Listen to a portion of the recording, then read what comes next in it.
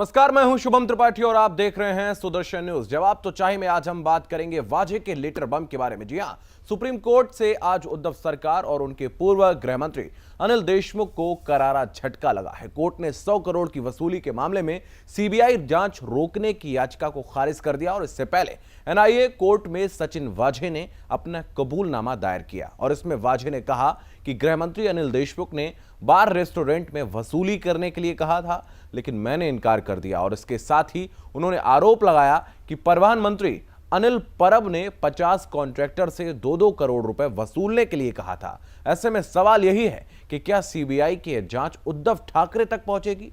क्या उद्धव ठाकरे सरकार इस मामले में बुरी तरीके से फंस गई है? सवाल यह भी है कि उद्धव सरकार को पूरे मामले में सीबीआई जांच से आखिर डर क्यों लग रहा है?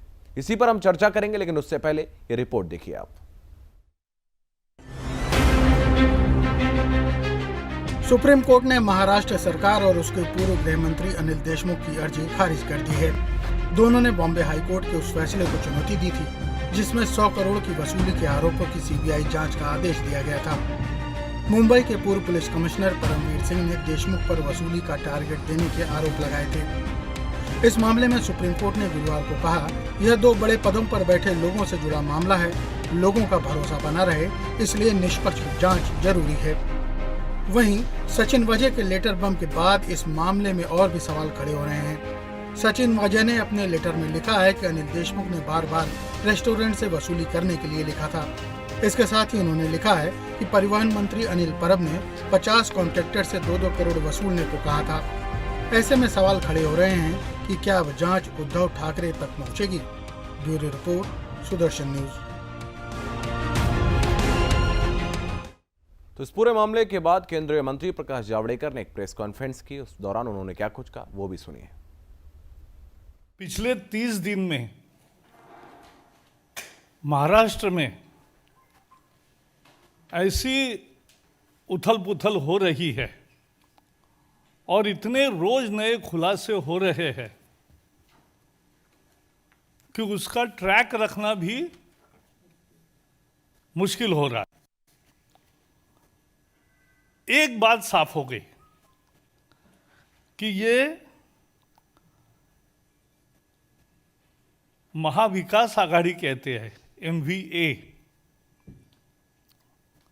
लेकिन अब साबित हो गया कि ये महावसूली आघाड़ी है। मुख्यमंत्री 11 मार्च को कहते हैं कि सचिन वाजे ओसामा बिन लादेन नहीं है, सर्टिफिकेट दे रहे। 14 मार्च को संजय राउत कह रहे गिरफ्तारी के बाद कि एक होनहार, काबिल, कामयाब, इंटेलिजेंट इन्वेस्टिगेटिंग ऑफिसर को तकलीफ दी जा रही है। यानी जिसके बारे में अब इतना सारा खुलासा हुआ है, उसके लिए इनका समर्थन कर रहे थे आखिरी दम तक। ये क्यों कर रहे थे? कि कहीं सच्चाई ना उगाले। पूरे मामले पर हमारे साथ चर्चा के लिए जो मेहमान मौजूद है, आइए आपका परिचय उनसे करवाते हैं। हमारे साथ रिटायर्ड एसीपी वेदभूषण शर्मा जी हैं, शिवराय कुलकर्णी बीजेपी के प्रवक्ता हैं, कपिल जायसवाल शिवसेना समर्थक हमारे साथ जुड़े हैं। आप सभी का बहुत स्वागत है सुदर्शन न्यूज पर। सबसे पहले मैं कपिल जी आपके पास आऊंगा। लगातार सवाल उठ रहे हैं आपकी तरफ, हर तरफ से, चाहे वो आपकी कानून व्यवस्था हो, चाहे वो आपके सरकार चलाने का तरीका हो, लगातार सवाल उठ रहे हैं। कपिल जी, आवाज मिल रही है आपको? उनसे हमारा संपर्क नहीं हो पा रहा, दोबारा उनसे जुड़ने की कोशिश करेंगे। उससे पहले सीधे हम चलते हैं, शिवराय कुलकर्णी साहब हमारे साथ है बीजेपी से। शिवराय जी, आवाज मिल रही है आपको? हाँ बिल्कुल जी। सवाल यही है कि जिस तरीके से शिवसेना इस वक्त चारों तरफ से घिरी नजर आ रही है और एक के बाद एक सुशांत से शुरू होकर जो मामले शुरू हुए थे, लगातार एक के बाद एक इनके पार्टी के जो अभी तक के कृत्य हैं, इनके द्वारा जो इनके साथ जुड़े हुए जो लोग थे, उनके जो कृत्य थे, वो एक एक करके अब सामने आ रहे हैं। क्या कहेंगे? नहीं, इसमें एकदम स्पष्ट चित्र है कि हमारा कोई बिगाड़ नहीं सकता इस वृत्ति से और इस नियत से यह सरकार ने शुरुआत से काम किया हुआ कि हम सत्ता में आए हैं, हम सत्ताधारी हैं, हम जो भी करेंगे, हम चाहेंगे वो करेंगे हम चाहेंगे वैसे कानून का इस्तेमाल करेंगे। हम केवल अपने भाषणों में फुले शाहू आंबेडकर जी का नाम लेंगे, हम हमारे भाषणों में केवल छत्रपति शिवाजी महाराज का इस्तेमाल करेंगे, लेकिन हम जो सत्ता का इस्तेमाल जो करेंगे वो केवल हम हमारे घर भरने के लिए, हमारे भलाई के लिए करेंगे। इसी तरीके से इन्होंने एक एक काम किए हुए हैं और यही अहंकार के साथ उन्होंने ये भी प्रकरण के तरफ इसी भावना में से ये प्रकरण इसका जन्म हुआ है, वाजे प्रकरण का।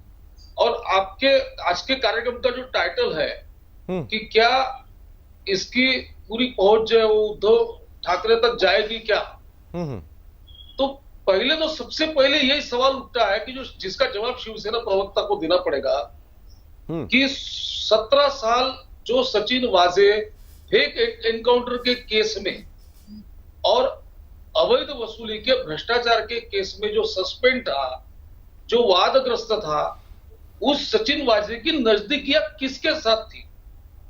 ये 17 सालों में सचिन वाजे शिवसेना का प्रवक्ता था, शिवसेना का पदाधिकारी था, शिवसेना नेताओं से उसकी काफी नजदीकी थी।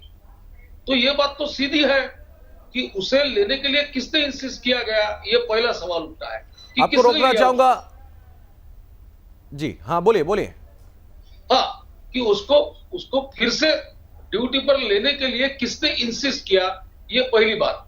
दूसरी बात कि जब एक खुलासा सामने आया हुआ है कि जब फडणवीस जी मुख्यमंत्री थे तब उनको उद्धव जी ने बोला था कि वाजे को हम फिर से नियुक्त करते हैं, तो फडणवीस जी ने अटॉर्नी जनरल का ये लिया, सलाह ली और बताया कि ये नहीं हो पाएगा, ये नहीं कर सकते, इसमें कोर्ट की बाधाएं हैं। लेकिन अभी इस गवर्नमेंट में एक रात में मीटिंग बिठाई गई, एक रात में कमेटी बिठाई गई, उस कमेटी को बताया गया कि आज के आज इसका निर्णय फैसला होना चाहिए। और कोरोना में लोगों की कमतरता है, कर्मचारियों की कमतरता है, पुलिस अधिकारियों की भी कमतरता है, और कोरोना पैंडेमिक का बहाना बना के एक रात के मीटिंग में रात में 10:30 बजे वो मीटिंग का निर्णय होता है, 11:30 बजे राजपत्र प्रकाशित किया जाता है, 2 बजे पहुंचाया जाता है और सुबह 9 बजे ऑर्डर्स निकाले जाते हैं वाजे के। और ऐसे ऑर्डर्स निकाले जाते हैं कि एपीआई होने के बावजूद सीनियर पीआई की तरफ जो काम होना चाहिए वो क्राइम विभाग का पूरा जिम्मा, मुंबई के क्राइम विभाग का जिम्मा, और जो पुलिस, मुंबई पुलिस जो देश में मानी जाती है, विश्व में मानी जाती है, उस पुलिस में सभी लोगों को बाजू में रखकर इस वादग्रस्त एपीआई को क्राइम का अब इस पे जवाब ले लेते हैं, दोबारा आपके पास आऊंगा। कपिल जायसवाल, आपके पास आऊंगा। लगातार आरोप के बाद आरोप आपके ऊपर लग रहे हैं और सुशांत केस से शुरू हुई जो शक की सुई थी वो धीरे धीरे अब पहुंचती चली जा रही है उद्धव ठाकरे के ऊपर। जो सवाल इस वक्त उठ रहे हैं, क्या ये जो सीबीआई की जांच है वहां तक पहुंचेगी? इसका क्या हुआ है, हम ने क्या रिपोर्ट दिया है, अभी इस वक्त हम बात करते हैं सचिन वाजे के केस के ऊपर। ठीक है, बीजेपी प्रवक्ता को सवाल पूछ रहे थे कि कैसे ज्वाइनिंग कराई गई है, क्या इसका कुछ आधार या कुछ प्रमाण है उनके पास में, क्या ये भी बस सभी की तरह उनका काम है आरोप लगाना, बेभरोसे पे आरोप लगाना। और दूसरी बात, जितने भी शिवसेना है शेरों की पार्टी है, जो अच्छे लोग होते हैं कोई पार्टी को ज्वाइन करते हैं, वजह जी हमारे लिए ज्वाइन है, अगर संविधान के विपरीत जाके हुआ तो करेगा ऐसी कार्रवाई आप लोग, लेकिन सिर्फ और सिर्फ ध्यान भटकाने के लिए और सत्ता में वापस आना है, इसके लिए ये षड्यंत्र रखा जा रहा है बीजेपी की तरफ से, मैं इसकी निंदा करता हूं। ये षड्यंत्र है, सारी चीजें बिल्कुल बीजेपी का षड्यंत्र है। एनआईए के पहले नहीं, एक ऐसा पुलिस अधिकारी जो हमेशा विवादों के घेरे में रहा हो, आपकी पार्टी का कार्यकर्ता बन गया, उसके बावजूद आप उसको अगर ले आते हैं तो ये कहां से, ये क्या लोकतंत्र के हित में उठाया हुआ कदम है? तो देखिए सर, विवादों में तो हमारे पीएम साहब भी रह चुके 2002 में। विवादों में हर कोई रहता है, ऐसा नहीं है। उसको एक होती न्याय प्रक्रिया से जाना, उसके हिसाब से चलते हैं और वो जो निर्णय आता है हम उसको मानते हैं। आरोप लगना और आरोप सिद्ध होना में इसमें जमीन आसमान का फर्क होता है शुभम जी। ठीक है, आरोप लगना और आरोप सिद्ध होने में फर्क होता है। अब ठीक है, मैं वापस आता हूं। वेदभूषण शर्मा जी, आपके पास आऊंगा। इस वक्त मुंबई पुलिस, जो कि विश्व की जानी मानी जो पुलिस विभाग है उनमें से उनका एक स्थान रहा है, आज की डेट में आज आप देखिए लगातार सवालों के घेरे में मुंबई पुलिस खड़ी रही है। जी त्रिपाठी जी, ये कहा जाता है ना, सब कुछ लुटा के होश में आए तो क्या हुआ। हाँ। अब देशमुख जी ने इस्तीफा दे दिया जब हो गई, जब उनको और ये पहले का मौका नहीं है कि जब सीएम को और जो होम मिनिस्टर साहब हैं वो कानून से ऊपर नहीं है। अभी चौटाला जी जेल के अंदर है, वो भी सीएम थे एक प्रदेश के, हरियाणा के एक बहुत बड़े बाहुबली नेता थे सीएम के। तो ये सीएम वो कानून। जी, आपकी आवाज स्पष्ट नहीं आ पा रही है शर्मा जी, मैं आपसे दोबारा जोड़ने की कोशिश करूंगा। कुलकर्णी साहब, आपके पास आऊंगा। जिस तरीके से वो कह रहे हैं कि ये आपका एक षड्यंत्र है सत्ता में वापस आने का, कपिल जायसवाल कह रहे हैं। नहीं, सचिन वाजे ने एंटलिया के सामने जिलेटिन कांडिया विस्फोटक वहां पर रखना, और वो रखने के बाद ये प्रकरण जब किसने रखी, क्या रखी, एक कोई मेल मैनेज किया कोई जेल में से आया हुआ, और उसके ऊपर जो अस्तित्व में कोई दहशतवादी संगठन है ही नहीं, आतंकवादी संगठन है ही नहीं, उस संगठन का नाम डाल के वो मेल भी दे दिया। इसके बाद में जब विधानसभा में, महाराष्ट्र की विधानसभा में देवेंद्र जी फडणवीस ने बहुत पुरावों के साथ इन बातों को सामने रखा, तो ये बातें सामने रखने के बाद फडणवीस जी ही सब पुरावे लेके आ रहे हैं। इससे सबसे पहले मतलब ऐसा क्यों लग रहा है कि फडणवीस जी ये काम कर रहे हैं बुरा? आपको ऐसा नहीं लगता क्या? यहाँ पे जांच एजेंसी से पहले, पुलिस से पहले, नहीं, बोल लेने दीजिए पहले कपिल जी पहले बात रख लेने दीजिए शिवराय कुलकर्णी जी को, उसके बाद बोलेगा। हाँ बोलिए कुलकर्णी जी, बोलिए। ऐसा है कि कोई आशंकाएं व्यक्त होने के बाद और उसमें वाजे उसमें इन्वॉल्व है, इस तरह की आशंका व्यक्त करने के बाद किसी भी सरकार ने उसकी जांच करने के पहले उसको क्लीन चिट देना शुरू किया। ये तो पूरा महाराष्ट्र देख रहा, पूरा देश देख रहा। ये कोई भारतीय जनता पार्टी का षड्यंत्र है क्या? जब हाउस में आपको पूछा जा रहा है कि ऐसा क्यों, ये क्यों हो रहा है, तो उसके ऊपर मुख्यमंत्री जी बोलते सचिन वाजे यानी कोई ओसामा बिन लादेन है क्या कि उसके ऊपर कार्रवाई करे, वो क्या लादेन है क्या? अब देखिए यार भाई साहब कि वाजे ओसामा बिन लादेन है क्या, ये मुख्यमंत्री जी का इस प्रकरण में का आखिरी का स्टेटमेंट है। इसके बाद में हमारे मुख्यमंत्री जी पूरी तरह से मौन हुए हैं, चुप्पी साधे हुए हैं, ना अनिल देशमुख जी के ऊपर बोलते हैं। तो उद्धव सरकार को फिर सीबीआई जांच से आखिर डर क्यों नजर आ रहा है शिवराज जी? उद्धव ठाकरे आखिर फिर क्यों सीबीआई जांच से डर रहे हैं? नहीं, ये बात सीधी है कि सचिन वाजे किसका प्रोडक्शन है और सचिन वाजे को वहां कौन लेके गया, सचिन वाजे के पूर्व संबंध किसके साथ साथ है। और जब मुझे ऐसा लगता है या महाराष्ट्र के सामान्य आदमी को भी लगता है कि जैसे जैसे वाजे की इंक्वायरी पूर्ण होगी तो वाजे का केवल ये बम स्फोट बाहर नहीं आएगा, बहुत सारे आएंगे जी। इसके पहले जिस गंभीर मामलों में वाजे की ही नियुक्ति की गई थी, हर जगह पर जहां पर भी लगता है कि महाविकास सबसे पहले तो प्रश्न चिन्ह उनकी नियुक्ति पर ही खड़े हो रहे हैं, बाकी चीजें तो बाद में अस्तित्व में आई हैं। सबसे पहले तो सवाल उनकी नियुक्ति पर खड़े हुए हैं। वेद भूषण जी, आवाज मिल रही है आपको? जी आपको बिल्कुल मिल रही है। बिल्कुल, मैं आपके पास आऊंगा। जिस तरीके से नियुक्ति की अगर हम बात करें, एक ऐसा व्यक्ति जो पहले से ही विवादों के घेरे में रहा हो, फर्जी एनकाउंटर के जिन पे केस चल रहे हो, और उसके बाद वो राजनीति में आ जाता है और संगठन को ऑफिशियली ज्वाइन कर लेता है, और उसके बाद उसी संगठन की जब सरकार आ जाती है तो उसको दोबारा बुला लिया जाता है। कितना न्याय संगत है ये? और उसके बाद तो ये तमाम जो विवादों के घेरे में वो आए हैं, वो सारी बातें तो बाद में आती हैं। इसमें कहीं ना कहीं राजनीतिक संलिप्तता नजर आती है त्रिपाठी जी। यदि आप ध्यान से देखें तो आज प्रदीप शर्मा को भी इन्वेस्टिगेशन ज्वाइन करने के लिए बुलाया गया था, क्योंकि प्रदीप शर्मा भी बॉम्बे के बहुत बड़े एनकाउंटर स्पेशलिस्ट रह चुके हैं और वो शिवसेना के टिकट से इलेक्शन लड़े थे। हालांकि बदनसीबी से वो हार गए थे। और जो बाजेट हैं वो भी खुद स्पोक्स पर्सन है शिवसेना के। तो कहीं ना कहीं राजनीतिक संलिप्तता कहीं ना कहीं नजर आती है। परंतु इसमें जितनी भी राजनीतिक पार्टी हैं, आपको याद होगा लाल कृष्ण आडवाणी पर जब आडवाणी जी के ऊपर आरोप लगे थे, उन्होंने रिजाइन कर दिया था। जब उनको पाक साहब पाया गया, दोबारा वो राजनीति के अंदर आ गए। सीता को भी परीक्षा देनी पड़ी थी। सीता को भी एलिगेशन लगाया गया था, सीता पर उनको परीक्षा से गुजरना पड़ा। तो ऐसी क्या जल्दी थी देशमुख जी को, जो बहुत दिन तक वो रुके रहे, जब तक उनको करारा चाबुक सुप्रीम कोर्ट हाई कोर्ट से नहीं मिल गया तब तक वो नहीं हटे। तो जब सरकार को भी ऐसा कोई उदाहरण पेश करना चाहिए।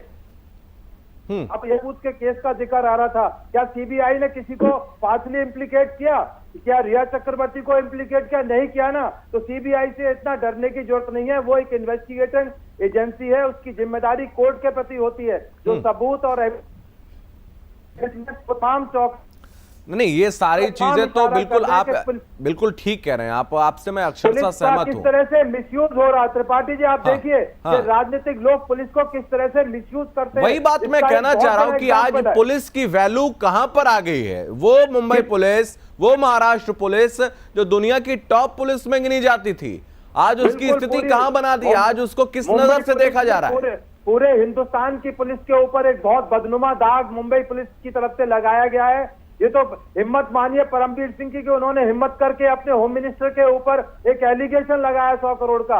मैं आपके चैनल पर जो बैठे हुए पैनलिस्ट उनसे पूछता हूं, इससे पहले पूरे हिंदुस्तान में कभी किसी जूनियर ऑफिसर ने अपने सीनियर आदमी के खिलाफ कोई मुकदमा दर्ज किया है? नहीं किया है। तो सीट पर रहते हुए परमवीर सिंह नहीं कर पाए, तो उनकी हिम्मत है जब उनको वहां से हटाया गया, कम से कम उसने सच्चाई को लाने की कोशिश तो की। तो परमवीर सिंह को जिस तरह से कटघरे में शिवसेना आज खड़ा कर रही है, तो उनको क्यों नहीं इंतजार करे, सीबीआई की इन्वेस्टिगेशन हो जाने दें। बिल्कुल, उसके बाद जवाब दीजिए इस पर। कपिल जी जवाब दीजिए इस पर। परमवीर सिंह जी के ऊपर माननीय न्यायालय क्या टिप्पणी कर चुका है, कुलकर्णी जी को देखना चाहिए पहली चीज। जो मैं कुछ बोलूंगा नहीं, लेकिन जो आरोप उसे लगाए जा रहे हैं कुलकर्णी की ओर से, देखिए सत्ता की लालच जो होती है ना, बीजेपी तक करवा रही है। आप आरोप की बात करते हैं, आप गलत करते हैं, आप कीजिए, विरोधी का काम होता है, बिल्कुल गलत हो तो आप आवाज उठाइए, लेकिन सिर्फ खुद को फायदा पहुंचाने के लिए महाराष्ट्र को इस तरह रोकना, बदनाम करना और महाराष्ट्र पुलिस को बदनाम करना, ये आपको भी शोभा नहीं देता है। आप भी कहीं ना कहीं पुलिस डिपार्टमेंट का हिस्सा रहे हैं। और कुलकर्णी जी नहीं, बदनाम कौन कर रहा है? देखिए, आप कोई अपने आप से तो बिना किसी आधार पर थोड़े ना सवाल खड़े कर देगा आप पे। मैं तो खुद ही कह रहा हूं कि राजनीतिक लोग जो है पुलिस का नाजायज इस्तेमाल, मिसयूज कर रहे हैं, पुलिस को बदनाम कर रहे हैं। अरे तो पुलिस तो आपकी है ना, वहां पर केंद्र थोड़े ना हैंडल करता है। देखिए उद्धव ठाकरे के अंडर है, शिवसेना के अंडर है पुलिस। वही होता है, पुलिस किसी की नहीं होती है, पुलिस अपना काम करती है। अरे जब आप जैसे लोग, आपका दल इस तरीके से दबाव बनाएगा पुलिस पर, तो हर किसी को अपनी नौकरी का खतरा रहता है। भाई वो कोई दूसरे ग्रह से आए हुए लोग नहीं ना, वो लोग भी तो आम इंसान हैं, वो उनको भी अपने बच्चे पालने हैं। अगर आप उनके ऊपर खौफ अपना दिखाएंगे तो कैसे वो नौकरी करेंगे? परमवीर के मुझे लगता है कि आप आज शायद टीचर स्टडी करके नहीं आए हैं। जो आप आरोप लगा रहे हैं, पहले आपको मुंबई पुलिस पे आरोप लगा रहे हैं, आप बोलते हैं मुंबई पुलिस बदनाम हो रही है, आप बोलते हैं काम करने नहीं दिया जा रहा है। परमवीर सिंह जी एक तोता है जो बोल रहे हैं, बहुत सहनशीलता से मैं बात कह रहा हूँ, इनके शब्द जो है ना, ये बीजेपी वालों के हैं। परमवीर सिंह जी अगला पंजाब का चेहरा। ठीक है, आपको इस वक्त रोकना चाहूंगा। इस वक्त एक बड़ी खबर आ रही है आपको बता रहे, छत्तीसगढ़ में जिस तरीके से सुरक्षा बलों के साथ मुठभेड़ में भारत के एक वीर जवान को उन्होंने अगवा किया था, वो अब रिहा हो चुके हैं। तस्वीरें आपके सामने, आपके टेलीविजन स्क्रीन पर इस वक्त आप देख रहे हैं। छत्तीसगढ़ में नक्सलियों की कैद से रिहा हो चुके हैं अब सीआरपीएफ के योद्धा राकेश्वर। आप देख सकते हैं तस्वीरों में, तो आप देख सकते हैं सीधे तौर पर राकेश्वर इस वक्त रिहा हो चुके हैं, लोगों के बीच में हैं। और नक्सलियों ने जिस तरीके से उनको अगवा किया था, लेकिन उनके चेहरे पर कोई खौफ, कोई शिकन नहीं है और उनको अब सकुशल लाया गया है।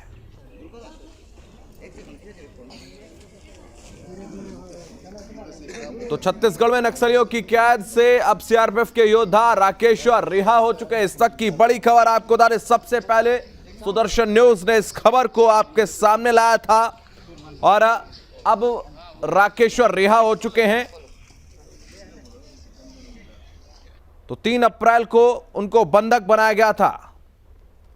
तो नक्सलियों ने सीआरपीएफ के जवान राकेश्वर सिंह को जोड़ दिया गया है। सीधी तस्वीरें हमने आप तक पहुंचाई और सुदर्शन न्यूज ने इस खबर को प्रमुखता से दिखाया था और अब राकेश्वर रिहा होकर हम सबके बीच में आ चुके हैं। फिर से हम अपने जो मुख्य विषय जिस पर हम चर्चा कर रहे थे उस पर आते हैं। वेदभूषण जी, मैं आपके पास आऊंगा, अपनी बात को आप कंटिन्यू करिए। देखिए, इससे पहले ऐसा नहीं है कि ये कानून से ऊपर है। मेरा यही कहना है, ओम प्रकाश चौटाला जो हरियाणा के ताज बादशाह थे, आज वो जेल के अंदर सड़ रहे हैं। उनकी जो फाइनेंशियल जो इम्प्लीकेशन थी, जो उनके ऊपर भ्रष्टाचार के आरोप लगे थे, वो कोर्ट में बियॉन्ड डाउट साबित हो गए और 10 साल के लिए जेल में है। जी, बिहार उनके बिना चल नहीं पाएगा।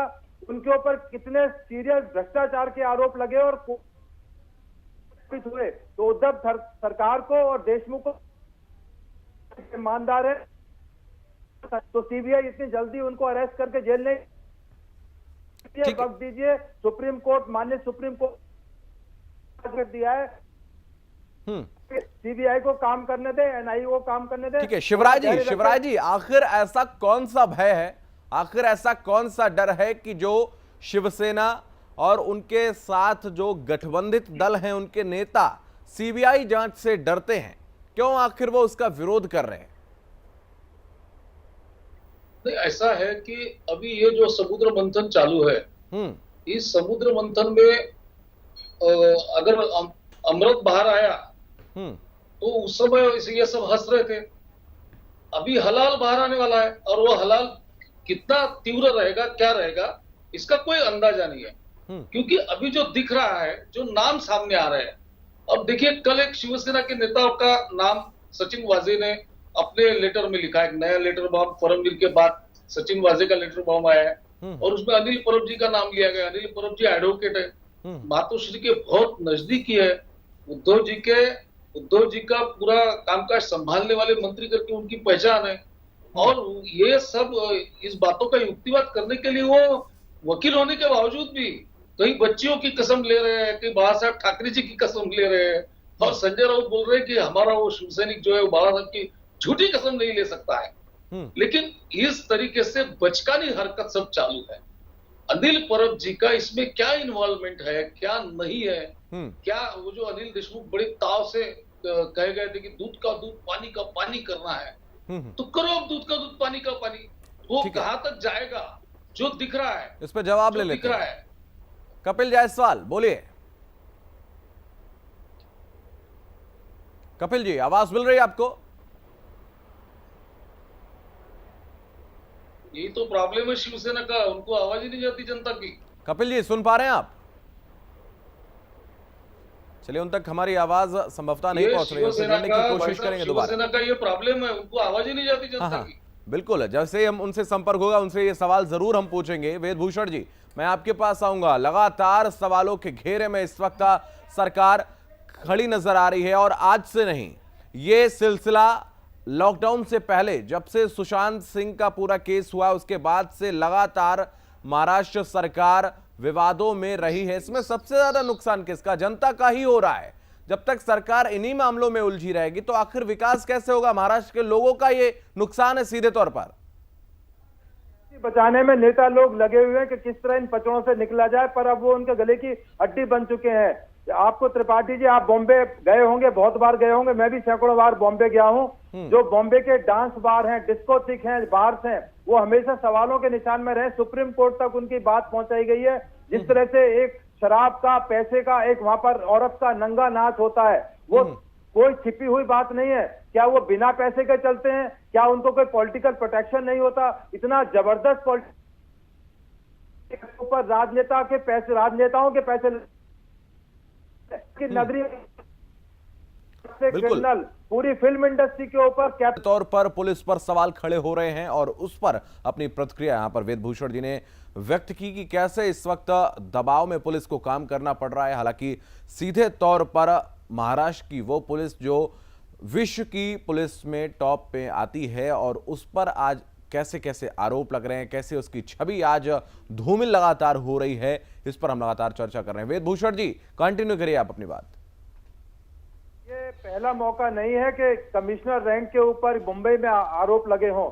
मैं आपके दर्शकों का ध्यान दिलाना चाहता हूं, तेल की घोटाला हुआ था पुणे और मुंबई के अंदर, हजारों करोड़ रुपए का स्टैम्प का घोटाला था।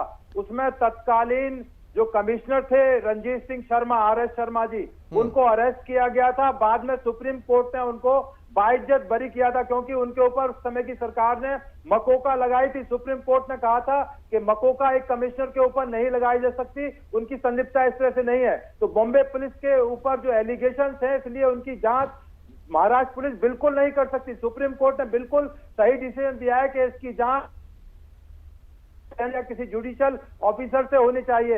ये अभूतपूर्व मैटर है जब हिंदुस्तान के अंदर, मुंबई नहीं, पूरे हिंदुस्तान के अंदर एक जूनियर ऑफिसर ने अपने मंत्री के ऊपर एलिगेशन लगाया करप्शन का। इवन जुडिशरी के अंदर भी ऐसा नहीं हुआ। बिल्कुल कपिल जी, ये वाकई में बेहद यूनिक एग्जाम्पल है, बहुत ही अद्भुत उदाहरण है जैसा कि यहाँ पर इन्होंने किया है। और सीधे तौर पर पुलिस से तो जांच नहीं करवाई जा सकती, इसके लिए तो CBI या फिर सीधे तौर पर एजेंसीज की मदद लेनी ही पड़ेगी। फिर आखिर क्यों विरोध कर रहे हैं आप? कपिल जी आवाज मिल रही है? मैं अभिनंदन करता हूँ। ठीक है, दूसरी बात, आरोप प्रत्यारोप हम खेलते रहते हैं। अभी आप जो कह रहे हैं मुंबई पुलिस को लेकर, किसी भी पुलिस को, देश की कोई भी पुलिस हो, पुलिस अपना काम करती है, पुलिस किसी की नहीं होती है। मुझे लगता है वेद भूषण जी ने शायद राजकर्मी के अंदर दब के काम किया होगा। महाराष्ट्र की या मुंबई की पुलिस ऐसा नहीं करती है, लेकिन एक प्रोटोकॉल होता है, उस प्रोटोकॉल को फॉलो किया जाता है। इसलिए आरोप लगाने से पहले आप प्रमाण और तथ्य देखिए और उसके बाद आप बात करिए। सारे प्रोटोकॉल तोड़ दिए, वाजे को लगाकर सारे प्रोटोकॉलों का सत्यानाश कर दिया, सारे कानून धज्जियां उधेड़ दी गई। मंत्री जी को नहीं पता था कि वाजे शिवसेना में है?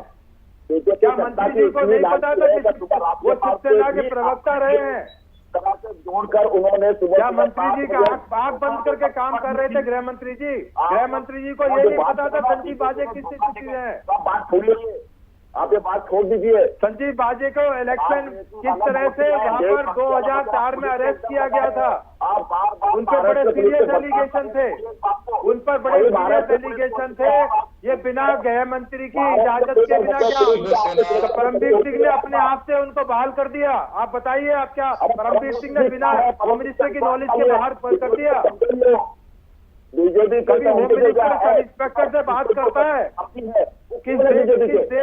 किस स्टेट का होम मिनिस्टर एक इंस्पेक्टर से बात करता है? बिल्कुल तरीके से अपना राजीनामा दिया है। शिवराज जी कुछ कहना चाह रहे हैं, बोलिए कुलकर्णी साहब, बोलिए कुलकर्णी साहब। हाँ, मुझे सवाल नहीं सुनाई दिया।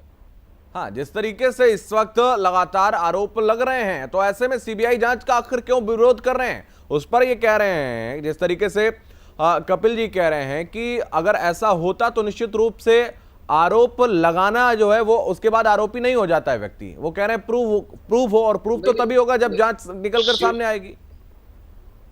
शिवसेना का प्रॉब्लम ऐसा है हाँ, कि शिवसेना को हर बात याद देना पड़ता है, क्योंकि उनके ख्याल में कुछ रहता नहीं है। आज वो अलग बोलते हैं, कल अलग बोलते हैं, इसलिए मैं फिर से याद दिलाता हूँ। देखो, परमवीर सिंह जी ने जो लेटर लिखा, उसके पूर्व उनकी बदली हुई। अरे बोल लेने दीजिए कपिल जी, पहले सुन लीजिए उसके बाद जवाब दीजिए। कपिल जी सुनिए ना, कि उसके पूर्व उनकी बदली हुई थी, और बदली के एक दिन बाद मीडिया के सामने आकर, एक टेलीविजन चैनल पर आकर अनिल देशमुख जी ने यह बताया था कि परमवीर सिंह के वाजे प्रकरण में बहुत सारे पुरावे हमारे पास में है, और इन प्रमाणों के वजह से हमने परमवीर सिंह की बदली की है। अब मुझे बताओ कि महाराष्ट्र जैसे पुरोगामी राज्य के गृह मंत्री टीवी चैनल पर आकर बताते हैं कि परमवीर सिंह के बारे में हमारे पास में प्रमाण है, पुरावे है। परमवीर सिंह पर कार्रवाई क्यों नहीं की? उसी समय कार्रवाई क्यों नहीं की?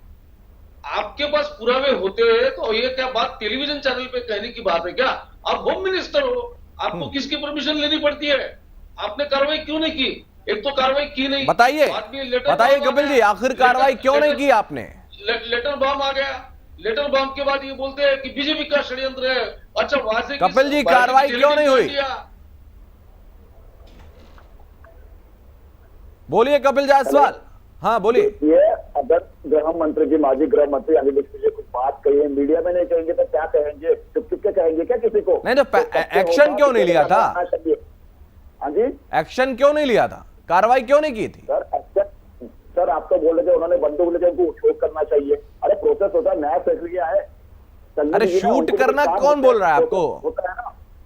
हाँ? शूट करना कौन बोल रहा है? शूट तो वजह से करवा ही रहे ना। आरोप लग रहे हैं ना, कार्रवाई क्यों नहीं की? अरे कार्रवाई के ऐसे होती है क्या? हाँ। सबूत होते हैं, उसकी प्रक्रिया होती है, साबित करना होता है, उसके बाद सब चीजें होगी, उसके बाद होगी कार्रवाई। क्या खाली अरे भाई साहब, अरे भाई साहब तुरंत सस्पेंड होता है। छोटा कर्मचारी अगर कोई होगा या कोई बाबू होगा तो उस बाबू को 2 मिनट के अंदर सस्पेंड किया जाता है। ये बातें मत बताओ आप, ये बातें मत सिखाओ। पूरा महाराष्ट्र और पूरा देश देख रहा है ये पूरे प्रकरण में, ये संपूर्ण प्रकरण में जिस तरह से राष्ट्रवादी कांग्रेस, जिस तरह से शिवसेना के नेता, इन लोगों का जो बर्ताव रहा है, इन लोगों के जो स्टेटमेंट्स है, इन लोगों की पहले दिन से मानसिकता थी वाजे को बचाने की।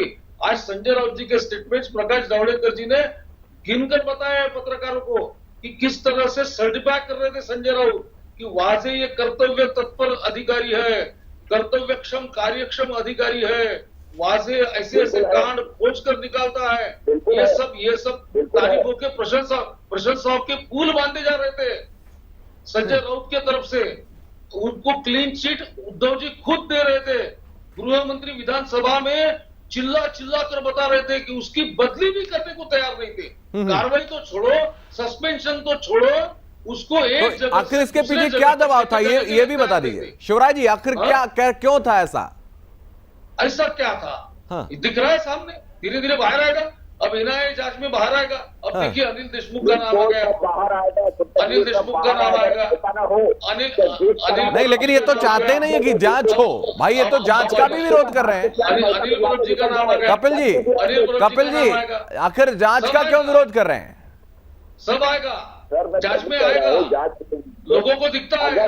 एक सेकंड शिवराज जी बोलने दीजिए। लोगों को मालूम है, शिवराज जी रुक जाइए, लोगों को दिशा शिवराज जी रुक जाइए, शिवराज जी रुक जाइए, रिया चक्रवर्ती को किस तरह से बचाया जा रहा है, शिवराज जी रुक जाइए, बोलने दीजिए। कपिल जायसवाल को बोलने दीजिए, रुक जाइए। हाँ आरोपी बीजेपी विधायक का बेटा वहां से उनका मुंह बंद हो जाता है। अरे इस केस की बात करिए, आप सीबीआई के जांच की क्यों विरोध कर रहे हैं? क्यों? अरे वही तो बात मैं कर रहा हूँ ना कि बीजेपी आपके हिसाब से सब चलाएगी क्या? क्यों? चलिए ठीक है, अरे भाई साहब हमने बीजेपी के ठीक है। वेदभूषण जी, शिवराज कुलकर्णी जी, कपिल जी, आप सभी का हमारे साथ जुड़ने के लिए बहुत धन्यवाद। बात करने के लिए आपने अपना कीमती वक्त निकाला, बहुत धन्यवाद आप सभी का हमारे साथ जुड़ने के लिए। तो सचिन वाजे का लेटर बम एक बार फिर से सार्वजनिक हुआ है और लगातार महाराष्ट्र पुलिस पर सवाल खड़े हो रहे हैं, शिवसेना पर सवाल खड़े हो रहे हैं और सीधे तौर पर क्या ये जांच अब धीरे धीरे उद्धव ठाकरे तक पहुंच जाएगी, ये देखने वाली बात होगी। क्योंकि सीधे तौर पर वो महाराष्ट्र पुलिस जो विश्व की जानी मानी टॉप पुलिस में गिनी जाती थी, आज उसकी छवि कहां पर हो गई है, आज उसकी छवि कहां पर धूमिल हो गई है। कैसे उस पर धीरे धीरे एक के बाद एक आरोप लगते नजर आ रहे हैं और ना आरोप लग रहे हैं बल्कि आरोप सिद्ध होते भी नजर आ रहे हैं। आखिर शिवसेना क्यों विरोध कर रही है सीबीआई जांच का, यह एक बड़ा सवाल है और भविष्य के घर में आने वाले वक्त में यह पता चलेगा कि आखिर ऐसा शिवसेना के द्वारा क्यों किया जा रहा था। इस खास कार्यक्रम में फिलहाल इतना ही। देश और दुनिया की तमाम महत्वपूर्ण खबरों के लिए आप लगातार बने रहिए सुदर्शन न्यूज के साथ। जय हिंद।